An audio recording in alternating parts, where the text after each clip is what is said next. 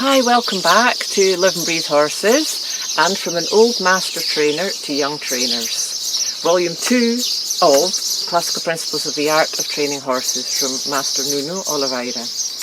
Today we have a chapter, which is the next one. I think we're on 11 now, are we? Yes. About the running reins, which are also, I grew up knowing them called draw reins, and here in Spain they're known as German reins. He also says here German reins. So they're quite a controversial thing, can be, like most things, useful or an absolute torture. So let's see what Nuno has to say. Running reins, if you do not let the horse work against the rein, that is above or against the bit, then they can be useful during the training of some horses. I'm saying some because he's got that in bold letters. And they can give some good results, especially if they're not used every day. The fault of these reins is that when the rein acts on the horse comes into position wanted, and after we forget to give with the hand. Then the horse takes the habit to resist against the rein, and this action incorrectly strengthens and develops the muscles in the neck. And I think that's a big fault and a very relevant point, because you can even do that without German reins, you know, but when the horse is in position, you often see people forget to give because they think if they give, then the horse will lose the position, and you know, and if he does, then you have to ask again, because that's the whole point, is to work towards self-carriage. So sorry, let's carry on with him.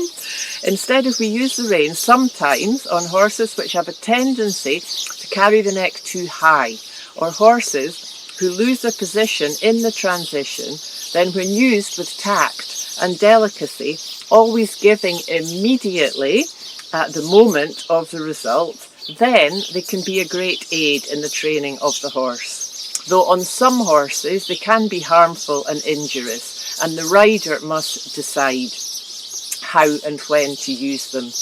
And you know, I think that's the point, that there's maybe small moments that you can help your horse by using them. So the reins can be attached either on the girth and between the front legs of the horse, or on the sides. So it's about the level of the rider's knee. And this is the most important point, that the reins must not collect the horse from the front to the back, and they should only prevent the pull from being too high. In the first case, you see the reins, to collect the horse, you will hollow the back of the horse. Sorry, if you use the reins to collect the horse, it will hollow the back because you just pull them in, and then it has to come out somewhere, you know. You lose, and also the fact of forcing, you lose the relaxation, and then the horse doesn't use his body correctly.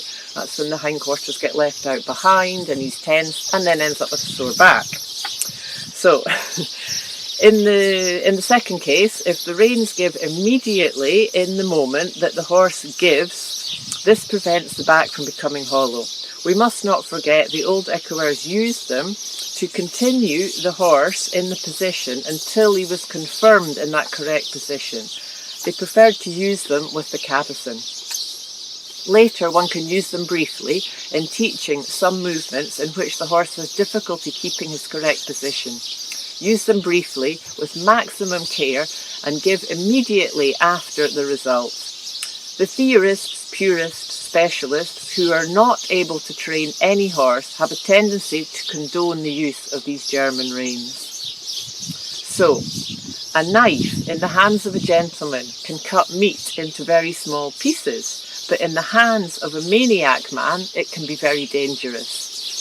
So yeah, that's a funny one. And you know, it's that thing, it's the appropriateness and the time of it. You know, it's not something I use, and I'm not really, that's not my kind of work I'm doing anymore.